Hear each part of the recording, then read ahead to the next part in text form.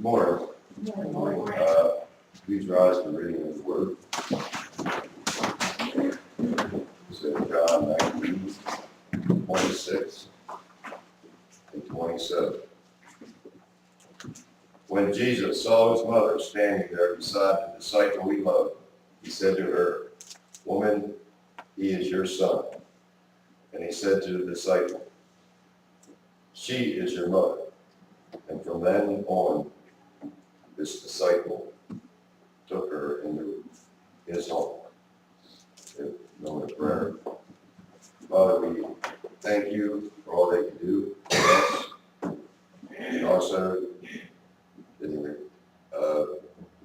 Mother's Day today, that we look upon our mothers that we love, the ones that are here, and also the ones that have already passed. We look forward to more time to think about the mothers in our lives. And we thank you for having them. In Jesus' name, amen.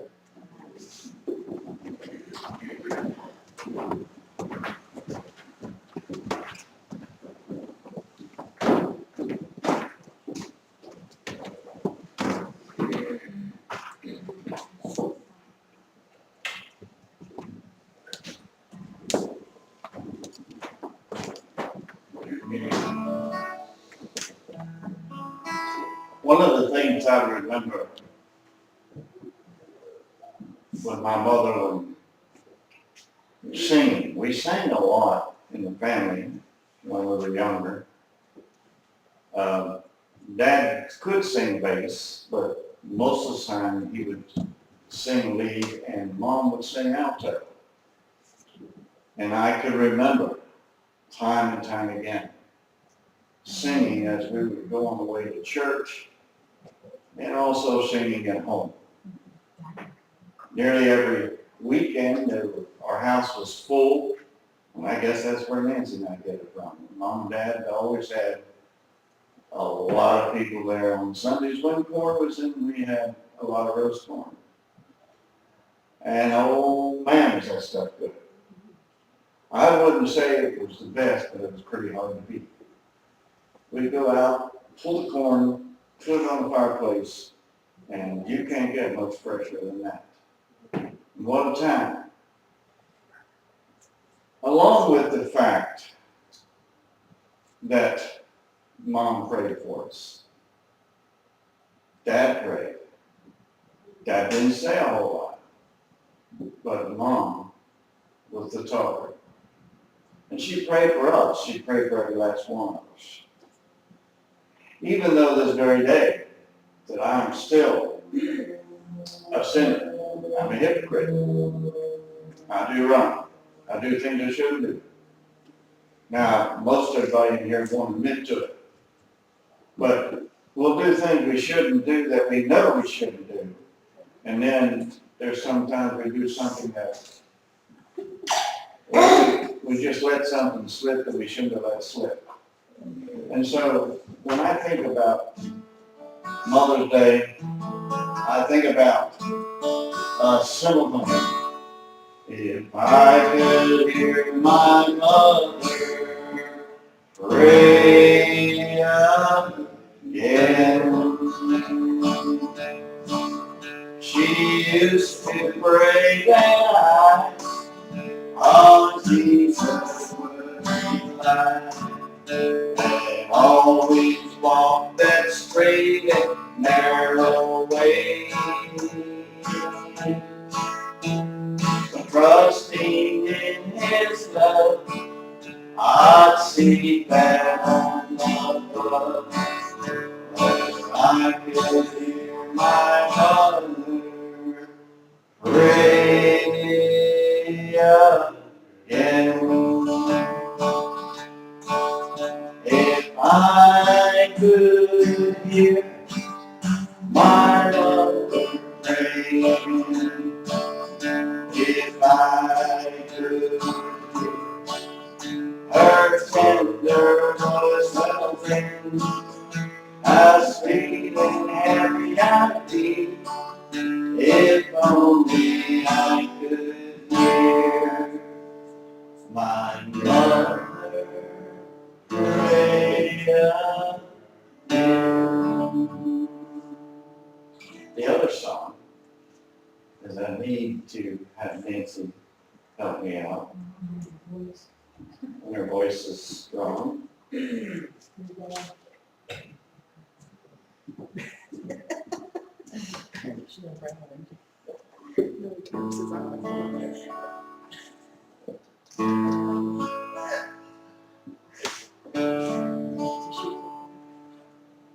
For those of you who don't know, you need to, we ask you to be in prayer for Nancy this week. Someday, we're not sure, we're waiting on a call from Hershey. They found a mass down her pancreas this week, and so we're coveting your prayer.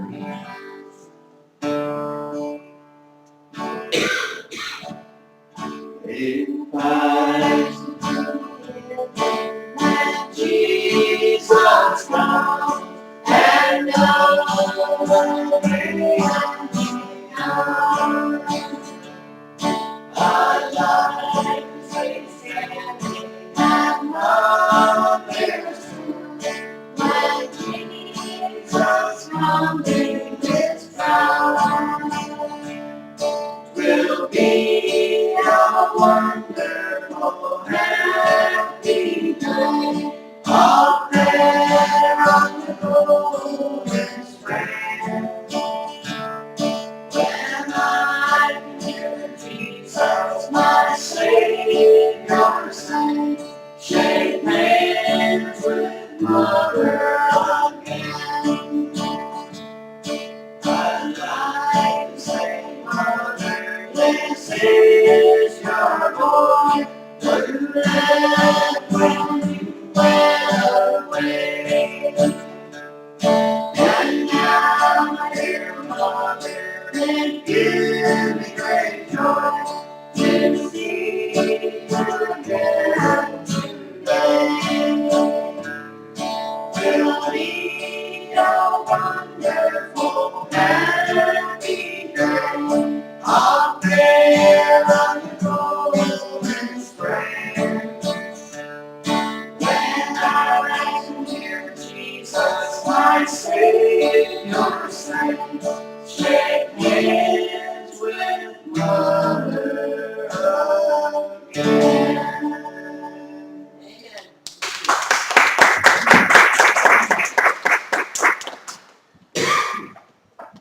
It's always good when you can share and get a sitting ovation. Think about that.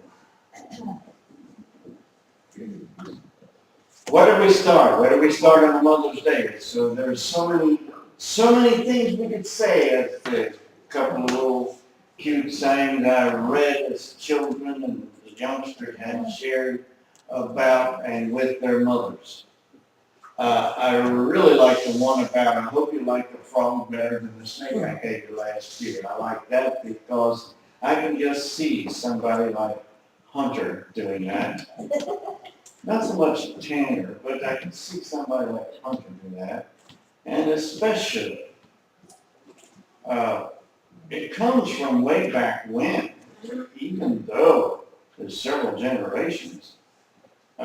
Nancy would go to Girl Scout camp on down near the dam, or Susquehanna River, and she would usually end up bringing home a frog, a turtle, and things, and what else? I bought a snake. Oh yeah, she brought a snake home. And so actually that passed on down. At our house lately, we've been having quite a few snakes. The cats are really excited about the snakes. They like to play and they wiggle. And then the cats can't understand when the snakes are acting like they're dead. And Quinn says, Pappy, it's dead. No, it's not dead. And so these are some things that you say, what in the world does that have to do with Mother's Day? Well, what that has to do with Mother's Day is that we have a chance to share with what our mothers taught us when we were kids. My mom, we had Scobie ducks at the house. They run loose on the farm. We were in 80-some acres. They were all over the place. They're the ugly ducks. They're not the good-looking ducks. They're the ugly ducks. Sometimes they're black and white feathers and the deep blue feathers. And it's just an ugly duck. And they go, they don't do quack, quack, quack, or anything like that. Yeah, just ugly ducks. And my mom, and I remember, the way we would get them ready for market, you couldn't catch them. So we shot them with a .22. And I remember, I'll never forget, when I was teener's age, about right around 12, Mom was getting ducks ready for market, and she had the rifle, and she shot and killed 2 with 1 shot in the head. Learned right then and there, you don't mess with my mother. So Mother's Day can mean a lot to a lot of people. I feel sorry for those who never had a good relation with mothers on Mother's Day. At this time, Megan's going to read for us Proverbs 31, 10 through 31.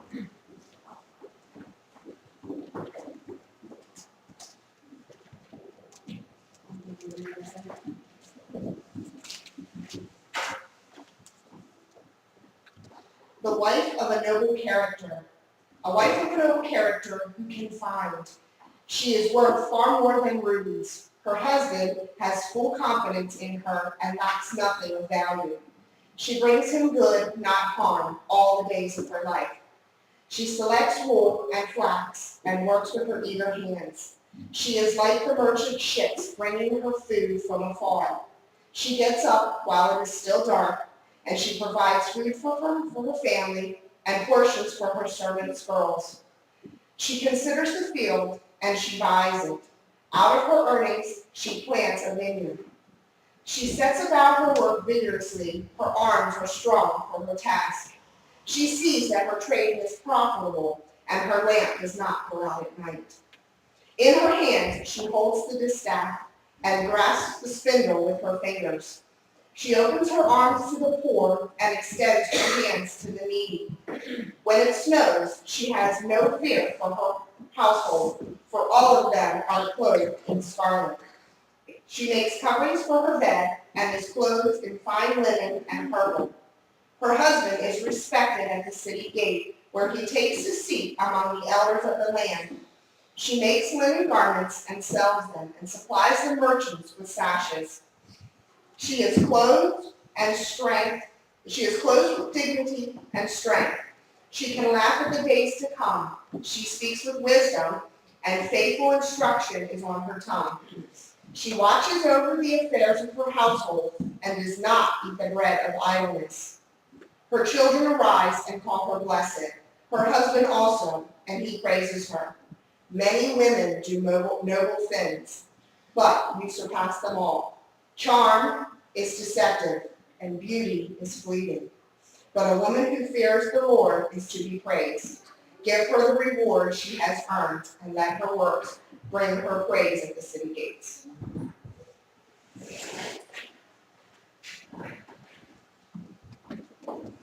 Amen.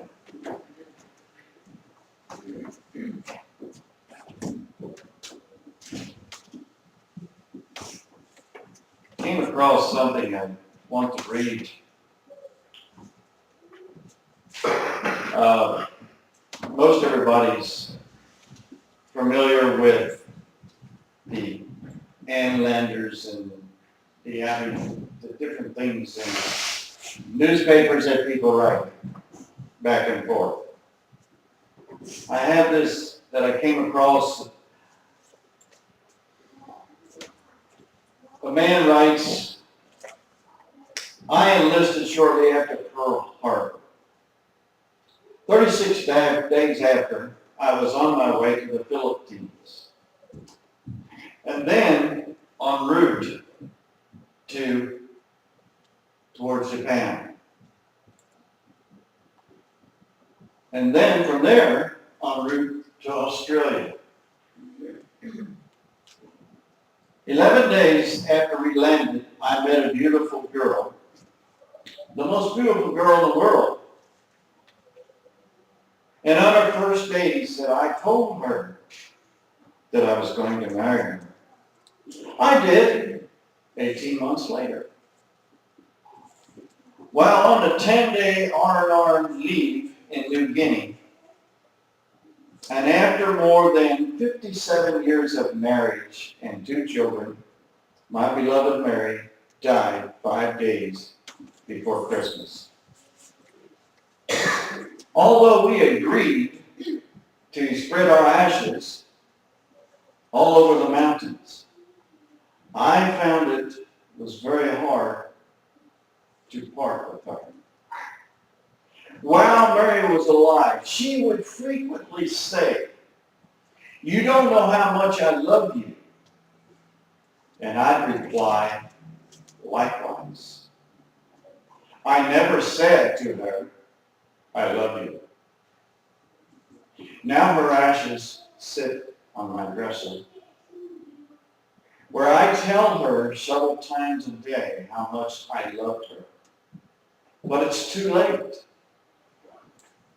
Although I wrote poetry for her, I could not bring myself to say the words I knew she wanted to hear the most.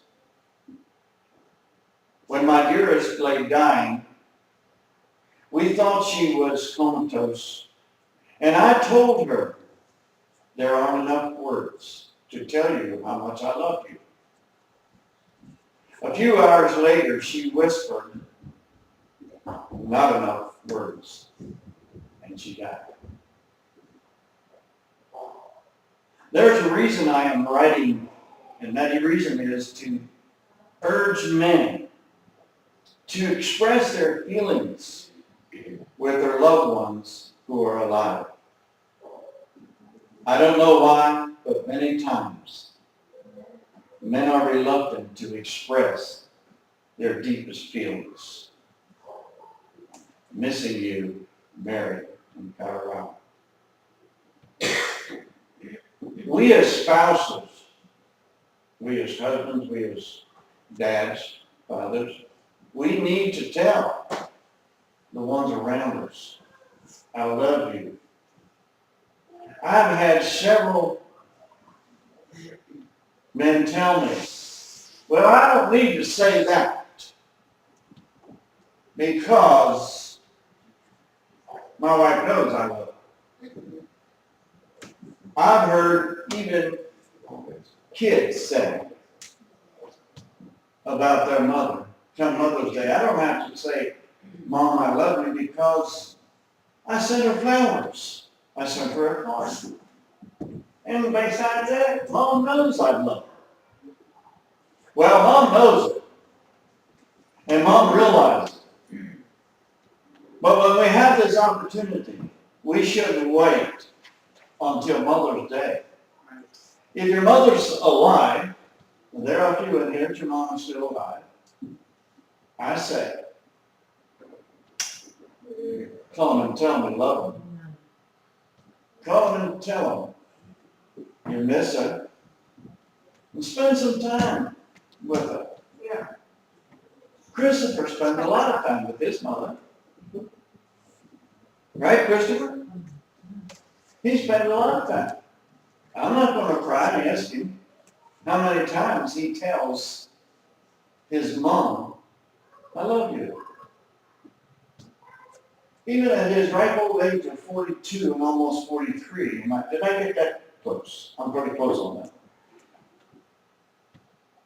He has every reason in this world to tell Deb Keener, "You're an awesome mom." Whatever words you care to use. We need to let our mothers know. We need to let our dads and other people in our family know about love. That's the whole idea about Mother's Day.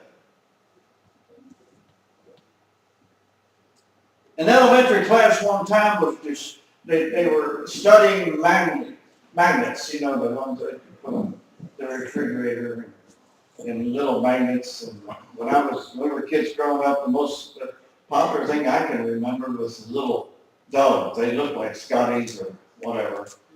And they were magnetized, and so if you got them the wrong way, they turned.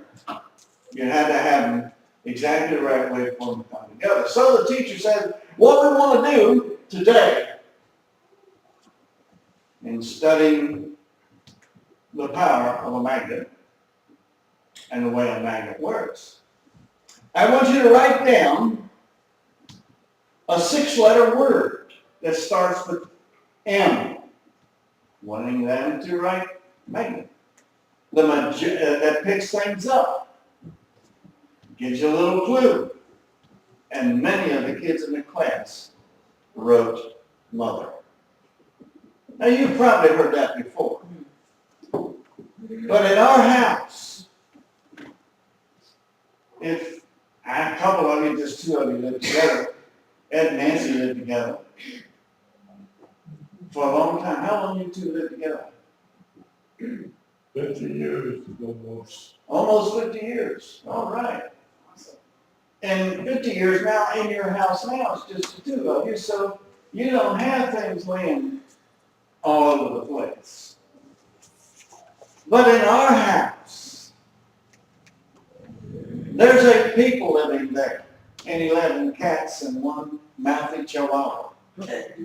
Well, he's losing his mouth a little bit, he's losing his teeth. But you can walk into our house at any given time and you'll find things laying on the floor. You'll find things laying on the porch. Right now, there's a skateboard laying out in front of the house alongside the wall. It's been there all week now. How long do kids expect to use that? In the grass? I don't know. But it's been there long enough that it's almost buried by the grass is getting high and ready to mow.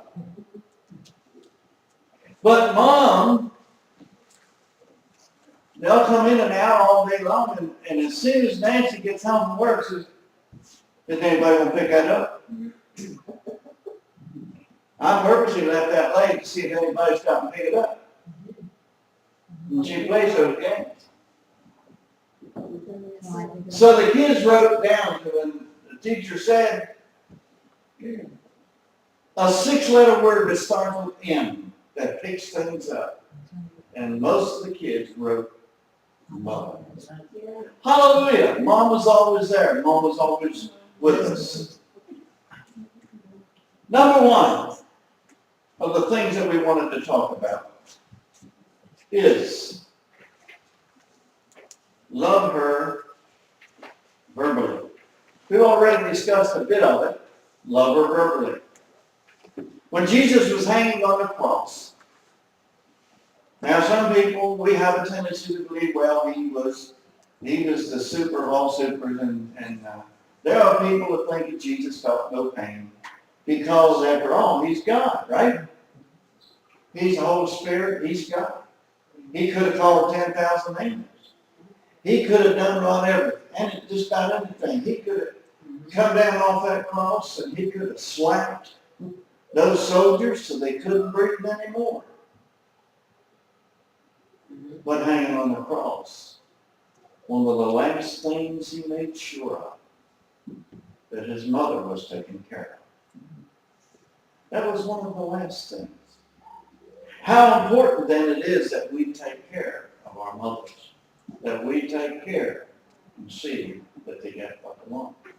I remember time and time again, Mom was so excited when Dad said, I got you something for Mother's Day. And that was, bought it from, on Main Street in Dallastown, a front-load Westinghouse automatic wash machine.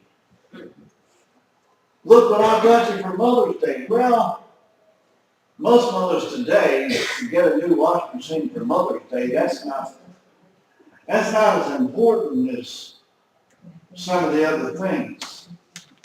But my mother was really happy about that. She didn't have to take it, wring it out, and put it through the wringer.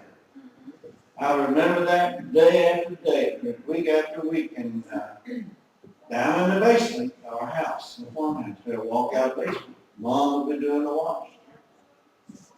And then there was no dryer. Well, there was. There was a couple of poles outside that run from here over to Mundus's house. Well, not quite that far, but they were long wires, called a wash line. And out she'd go, hanging up the wash. I remember those days. But you know what was happening when that was taking place? Mom was teaching us how to work. Because she would come near us to help hang the wash. And then often, as we started getting older, she'd have us take the wash down. And then from time to time, we'd get ground because we were dragging it in the grass or someplace else. Why is it when you boys take the wash down, you got grass in the wash? We already washed it. But what Mom was doing was teaching us how to do things. And I'm so thankful for that. She taught us how to do things. We talked, Mom, and many times I told her over and over again, love you. A couple of times it didn't seem quite right to tell her I loved her when we lived in the Midwest. She'd call me early Sunday morning. Of course, she'd already been out of bed several hours. And she'd say, what's the weather out there? And I said, Mom, my eyes aren't open yet. I'm still sleeping. Remember, we are behind you guys in time. Oh, that's right. But I just wanted to say that I love you. And how's the weather? Love you too, Mom. Okay. Be in touch. Call me back later when I'm wide awake. Those are some of the neat things that happen time and time again when we lived out of the country. Now, we lived in Florida, no problem because it's staying at the same time. So it's very important that we share and let them know. Linda's mom is still living, right? Right? Sandy's mother is still living. Well, stepmother, your mom passed. Megan's mother is still living. I know I live with her. So we have people that we know that we had the chance, just like the guy who wrote Dear Abby, that we didn't take time to call and let those people know. So the number one was verbally. Number two, love her physically. Now, how do you suppose we do that? Love her physically. Show her. Show her? How would you show her? Hugs. Part? Two people talking. One or two. Hugs. Hugs? Hugs? Okay, hugs. Kisses? Spend time with them. Spend some time with them. I have here written down that a 80-year-old woman wrote, on Mother's Day, the thing I want for Mother's Day, it's not flowers. I appreciate flowers. I like flowers. It's not candy. It's not any kind of a thing that you can buy at a department store. And that tells you how old I am. I call it a department store. Now they call them malls. And she wrote on and said that what I want will not cost any money. All I would like was you to come and spend some time with me. I would like an occasional phone call if you're a distance away. I would like, more than a letter, I would like you to be there with me for just a short period of time. It won't cost you anything, but I would like more of your time than anything that you can buy. And I think about today, and what I think about today is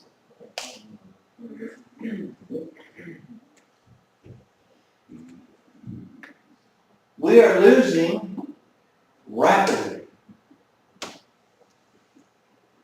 our personal human touch because not of this tool, but because what this tool can do. Now I've got some great pictures on here. In fact, it's probably about 500-600 pictures on this little thing.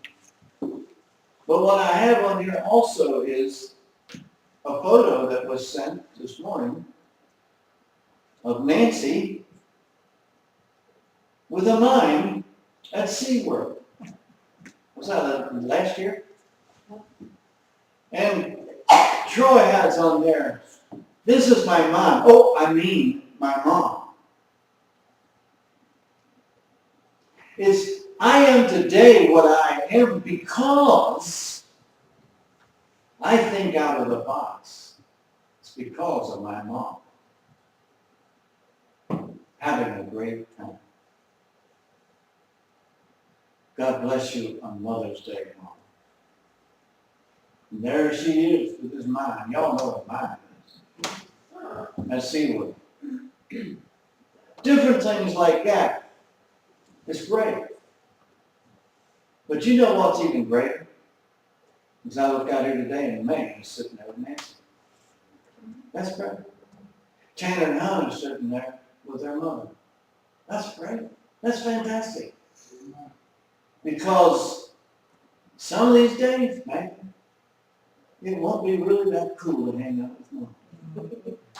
Sooner rather than later. Yeah, it could be sooner. You're 12, right? 12 in September, you'll be 13. You'll be a teenager. There you go. I can remember it seemed like Elizabeth was 13 forever. Now she's 14. And that's the way it'll happen to you. Before you know it, you're going to be 20 teen. You'll be 21 teen. But always remember to love your mom. Always remember, when everybody else is around you, maybe it's for different ones that have given up on you, your mom is still there. I know. As she read, mothers, as a virtuous woman. What did your translation say? It wasn't virtuous woman. Noble. A noble woman. And there's some people. I have a friend, his birthday was on Friday or Saturday. And his birthday was that. And I had the pleasure of years ago, the awesome pleasure of leading him to the Lord. And when he was a young man, his mother would have gentleman colors. And they would send him to bed. And he'd tell me that different men would come to see his mother. And he hated that. And he would walk around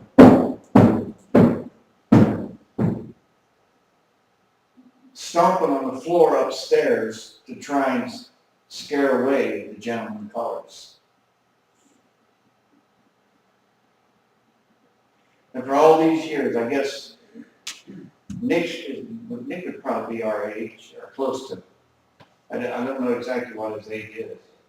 But he would do his best to try and preserve the honor of his mother by chasing away the gentleman colors. But that he remembers. And even after all that and his mother passed, he still loved his mom. So it's important that we love her physically. Number 3, you gotta be patient. Gotta be patient with mother. Do you know the census that they take every couple of years? The census they're right down here. As we read, mothers rise up and get the kids ready for school, take them in. Maybe she's a working mother. And she makes cookies, she bakes cookies, she makes meals, and on, and helps them with their homework. But the census say she has no occupation. It says that when she goes for breakfast, she'll make breakfast for the kids, she cleans the rooms, she does the clothing, she packs snacks and things when they go on vacation.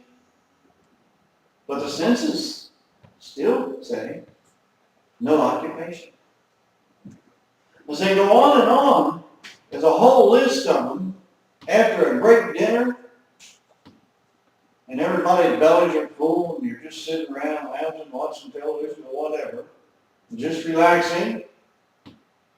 And she's taking care of a family, maybe already had a job, already done her work, but yet the census takers will say it's no occupation. You know, there's a space in there they want you to list your occupation, but she's no occupation. Number 4.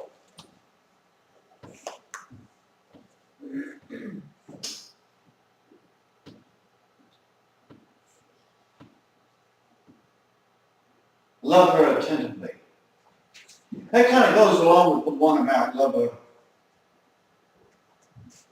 personally, attentively. Let her know that she's got your attention. So many times when we're talking and you don't even, are you listening to me? You're not listening to a word I'm saying. You need to listen to Mom. You got to listen to Mom. Hunter doesn't listen to his mom so many times. At least that's what Tanner Jenny's pointing. Well, she's always complaining. Mom's always complaining. Just like you did, though. We need to talk to her. Well, sometimes she'll repeat herself. Amen? Sometimes Mom will repeat herself. Number 6. Love her generously. There's nothing too good for Mom. Love your mother generously. Don't go to the yard sale and buy her something.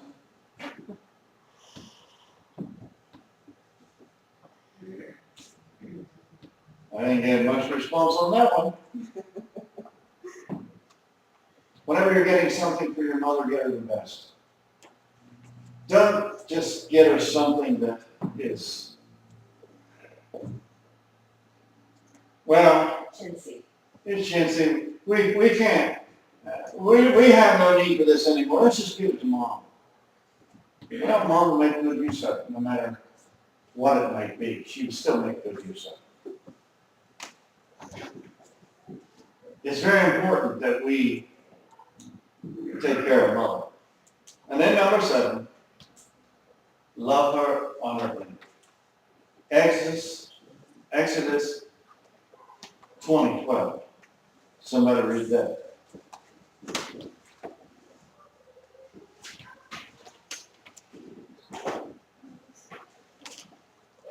Honor your father and mother, then you will live a long, full life in the land the Lord your God will give you. As I have in the bulletin, it is the one of the 10 Commandments that includes a promise. It includes a promise. You know, everybody knows 10 Commandments. And maybe not all can recite it, but included, it's included with a promise. Honor your father and mother. But mother wasn't always honorable. Well, the Bible doesn't say. Love her if she was honorable. The Bible says, love your mother, your father and your mother. And that's the way it is. It's entirely up to you and how you spend your day. I encourage encourage you, if your mother is still alive, share with her. If your mother is within a phone call, she lives out of state or out of town, still do whatever you can to get in touch with her. Now, I know that we don't have a whole lot here, but we do have mothers and we do have little posies or whatever these things are. There's some kind of flowers. There's some little puffy things. There's one for each woman here, and I know that not every lady here today is a mother, but I guess there's one for each person, right? Yes, somebody tell me yes. Yes. Okay, one for each person, or each lady. If you guys want one, you probably can have one for any left. It's one for each lady. Thank you all for coming, we appreciate it. And here comes Quentin. Look at this mom. Did she go out and pick, did you go out and pick Mr. Smith's flowers?